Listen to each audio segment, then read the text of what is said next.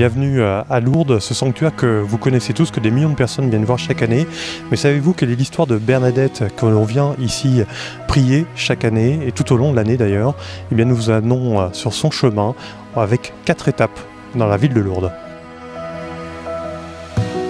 Première étape sur les pas de Bernadette, nous sommes ici au moulin de Boly. C'est ici que la petite Bernadette est née le 7 janvier 1844. Elle y a passé des jours très heureux. Elle l'a elle-même d'ailleurs surnommé le moulin du bonheur. Ses parents travaillaient ici, son père était meunier. Elle racontait que ses parents, qui s'aimaient beaucoup, étaient un ciment important dans sa foi et dans sa vie quotidienne. Nous sommes d'ailleurs ici dans la cuisine où se partageaient les repas familiaux avec les frères et sœurs, mais aussi où les temps de prière étaient donnés en famille. C'était très important pour Bernadette. On sait qu'elle était très impatiente de faire sa première communion. Ça a été là aussi un moteur de sa vie spirituelle.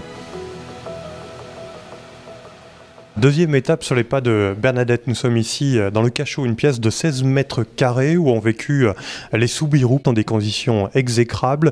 On appelle cette pièce le cachot parce que des prisonniers y vivaient jusqu'à ce que le lieu soit fermé parce que considéré comme trop insalubre pour pouvoir les maintenir ici. Mais il faut imaginer ici 6 personnes dans cette pièce qui servaient de chambre, de cuisine, mais qui finalement était aussi un message fort pour la Vierge Marie.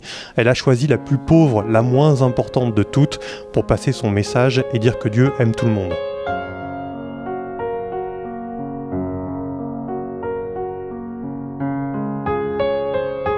Notre troisième étape sur les pas de Bernadette nous amène ici, dans cette chapelle de l'hospice de Lourdes, peut-être pas le lieu le plus beau, le plus important de tout le sanctuaire, mais pourtant il est primordial dans la vie de Bernadette. C'est ici qu'elle y apprend à lire et à écrire, c'est ici aussi qu'elle prépare et qu'elle passe sa première communion qui lui était si chère.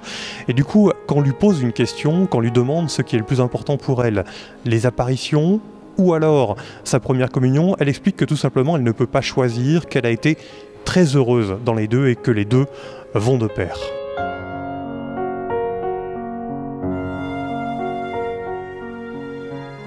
La quatrième étape sur les pas de Bernadette, nous sommes ici dans cette grotte où vous voyez les pèlerins prier derrière nous.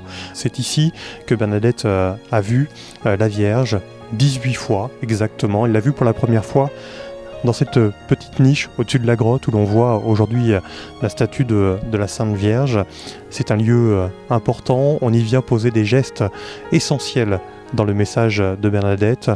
On y vient se laver et boire de l'eau de Lourdes, cette eau miraculeuse. On y vient aussi brûler des cierges, vous le savez, c'est aussi un symbole d'espérance. Et puis on y vient aussi parfois toucher le rocher, ce rocher qui symbolise Dieu, qui, par sa force, par sa solidité, est là pour nous maintenir, nous soutenir.